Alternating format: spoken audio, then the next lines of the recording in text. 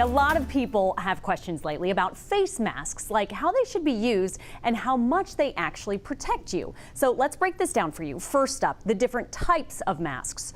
A surgical mask is designed to be disposable. It's mostly used by surgeons to prevent the spread of germs to patients.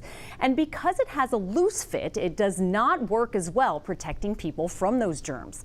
Next, the N95 respirator. It's also disposable and is used by doctors, nurses, and also construction workers. When worn correctly, the mask contains a filter that blocks 95% of small airborne particles. Then there are the handmade face masks you may have seen around town. According to studies, they offer less protection than a surgical mask or respirator. And the CDC says they should only be used as a last resort. For a little more protection, they can be combined with a full face shield.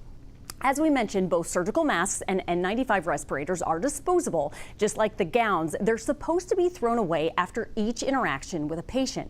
That's to protect the healthcare workers using them and also to stop the spread of infection.